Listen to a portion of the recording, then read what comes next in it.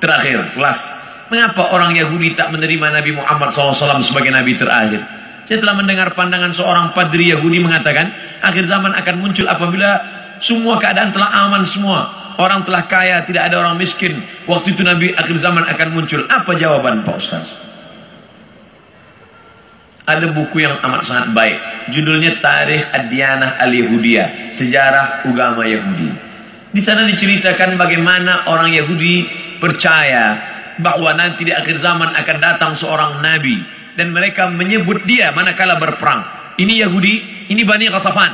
Mereka berperang dengan Bani Ghatafan dan sebelum berperang mereka berdoa kepada Allah, ya Allah, tolonglah kami melawan Bani Ghatafan berkat nabi terakhir yang engkau utus.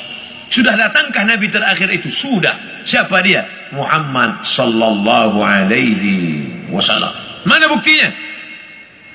Husain padri Yahudi, dan dia ingin tahu apakah ini nabi terakhir itu.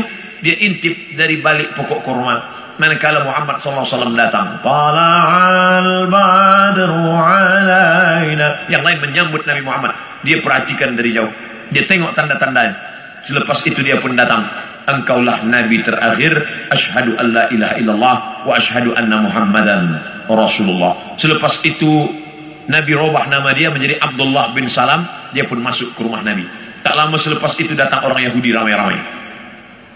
Nabi bertanya kepada mereka, kamu kenal dengan Husain? Kenal. Siapa Husain? Padri kami. Siapa Husain? Anak orang baik. Husain adalah orang baik, anak orang baik, keturunan orang baik. Apa kata Nabi? Husain sekarang ada dalam rumahku dan dia sudah Islam. Apa pendapat kamu? Husain orang paling jahat, anak paling jahat, datuk nenek moyangnya orang jahat, dan dia ada paling jahat di dunia. Kenapa Husain masuk Islam? Kenapa mereka tidak? Karena Husain melepaskan dari segala kepentingan. Sedangkan yang ini masih inginkan kekuasaan, masih inginkan harta benda. Bila aku masuk Islam, nanti aku akan susah, aku akan miskin. Alladzina atainahumul kitab, mereka yang kami berikan Taurat dan Injil, ya'rifunahu kama ya'rifuna abna'ahum. Mereka mengenal Muhammad sallallahu alaihi wasallam sebagaimana mereka mengenal anak kandung mereka sendiri. Nauzubillah, accident. Terjadi musibah, hancur muka anak. Lalu kemudian seorang ayah dan bunda datang ke hospital. Kami nak tengok anak kami. Betulkah dia yang kena accident? Nauzubillah. Belum buka wajahnya dah tahu ini anak kami. Dari mana? Dari jari kakinya. Buka jari kaki. Ya, ini memang anak saya. Dari mana puan tahu? Dari mana tuan tahu? Ini kaki anak kami. Mereka kenal Muhammad SAW lebih daripada anak kandung mereka sendiri. Mana bukti? Ketika Nabi Muhammad SAW dibawa oleh Abu Talib menuju Busra, negeri Syam. Sebelum sampai ke sana, mereka berhenti sejenak. Lalu Bahira keluar. Bahira keluar daripada tempat suci. Bahira seumur hidup tak pernah keluar. Dia hanya beribadah saja. Tapi hari itu Bahira datang. Apa kata Bahira? Bertanya kepada Abu Talib, ya rajul, wahai lelaki, siapa anak kecil ini? Kata Abu Talib, ini anakku, hada ibni. Kata Bahira, kalau betul kitab yang kubaca, ini bukan anakmu. Anak ini yatim, ayahnya dah mati sebelum dia lahir. Kenapa? Karena 3 tanda aku tengok. Pokok kayu bersujud, batu-batu bersujud, dan ada awan yang dari tadi menaungi dia. Tersenyum Abu Talib, ini memang bukan anakku, ini adalah anak saudaraku. Karena orang biasa berkata anak saudara itu anak kita juga. Anak saudara, anak kita. Rumah saudara, rumah kita. Tapi bini dia bukan bini kita. Ini siapa? Ini anak saya. Itu kan bukan anak ustaz. Itu kemanakan ustaz, anak saudara? Udah macam anak saya. Begitulah Bahira tahu bahwa ini anak ayahnya sudah meninggal. Itulah yang ditulis dalam syair Al-Barzanji. Walamma tamma min hamlihi, ketika hamilnya sempurna, syahrani 2 bulan, ala ashhuril aqwalil marwiyah, menurut hitungan bulan qamariyah. Tufiya bil Madinatil Munawwarati abuhu Abdullah, meninggal ayahnya Abdullah 2 bulan. Kenapa mereka tahu? Karena itu tertulis dan dituliskan dalam Al-Quran surat As-Saff, ya'ti mim ba'dismuhu Ahmad, akan datang nabi terakhir nanti dan dia bernama Ahmad. Kenapa yang datang itu Muhammad? Muhammad masyhur di bumi, Ahmad masyhur di antara malaikat. Ahmad dia, Muhammad dia, Toha dia, Yasin dia, Al-Fatih dia, Al-Khatim dia.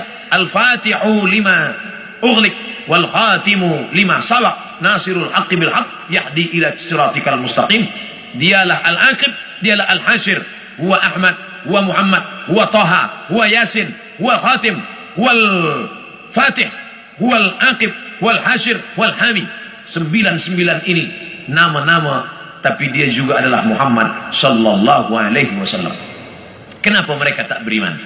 Karena mereka berkeyakinan yang datang itu keturunan Ibrahim, tapi dari jalan nasab Ishak.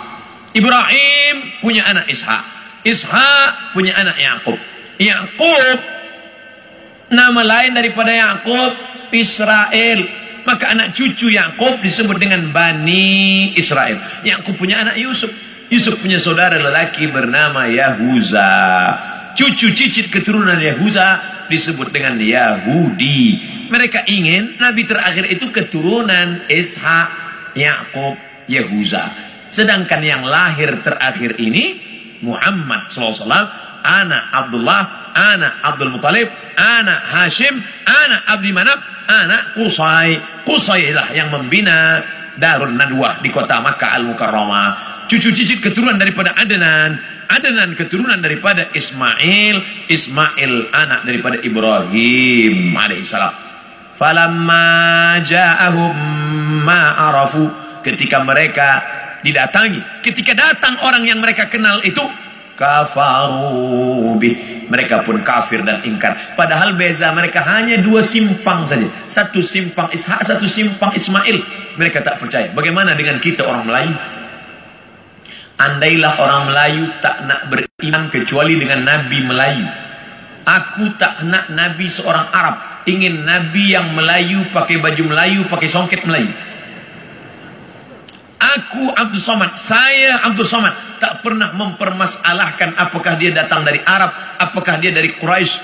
Yang penting aku bersyahadat asyhadu an la ilaha illallah wa asyhadu anna Muhammadan Rasulullah. Islam, makna Islam istislam, makna istislam al-inqiyad wa ta'ah, patuh dan taat. Datang dia sami'na wa ata'na.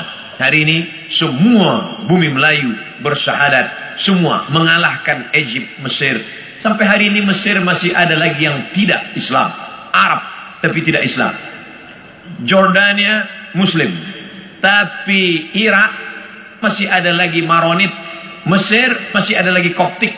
Tapi kita bumi Melayu, kalau sudah disebut Melayu adalah Islam. Melayu tanpa Islam hilang me-nya, tinggal layunya saja lagi. Oleh sebab itu kita bangkitkan izzah ini, kita bangkitkan kekuatan kita dengan tidak memusuhi orang lain. Orang Melayu adalah bangsa Muslim yang terbuka untuk segala golongan. Tuan boleh pergi ke Pulau Sumatera, tengok kampung Melayu Deli, Medan, North Sumatera Utara. Di sana ada nama Kampung Kling, karena ada tempat orang Hindu yang dibawa oleh Inggris masa dulu untuk memetik tembakau. Sampai hari ini masih ada. Di sana pula ada kampung nama Pecinan, tempatnya orang saudara kita daripada Chinese, Tionghoa, masih ada tegak berdiri. Orang Melayu Muslim adalah orang yang menebarkan kedamaian. Wa ma arsalnaka illa rahmatan lil alamin. Terbuka. Kita tak pernah memusuhi orang lain. Kamu nak beramal, sila beramal. Wala ana abidum ma'abattum wala antum abiduna ma'abud lakum dinukum waliyadin. Kita seperti lebah. Bagaimana lebah? Lebah itu tak pernah makan yang tak baik. Yang dimakan lebah itu hanya manis dari bunga-bunga. Sampai hari ini belum ada lebah guna dadah. 2, yang keluar daripada lebah pula elok-elok saja, yaitu madu lebah.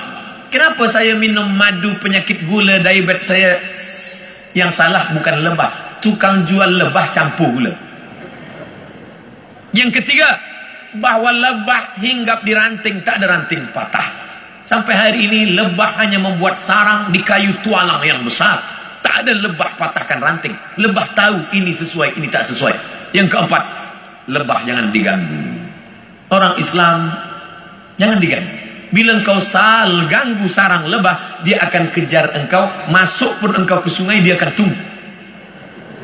Bila engkau tak bernafas, engkau tarik nafas, di situ dia guna. Kepala engkau akan bengkak. Hati-hati dengan lebah. Dan lebah ada senjata satu saja. Di ekor lebah ada satu senjata. Lebah tahu, bila aku dah guna ini aku akan mati. Sengatan lebah diguna sekali seumur hidup. Dan kalau dia sudah pakai, orang akan kena, dia pun akan mati. Bagi lebah, lebih baik berputih tulang daripada berputih mata. Ini tak betul juga, sebab lebah tak bertulang. Bagi lebah, lebih baik mati, tapi mati syahid. Ishkariman au mut syahidan. Oleh sebab itu berhati-hati. Masalul mu'minin kamasalin nahli. Perumpamaan orang-orang beriman seperti lebah. Lebah. Kita gunakan filosofi ini dalam kehidupan kita. Mudah-mudahan kita selamat di awal zaman, selamat pula di akhir zaman, insyaAllah. Amin.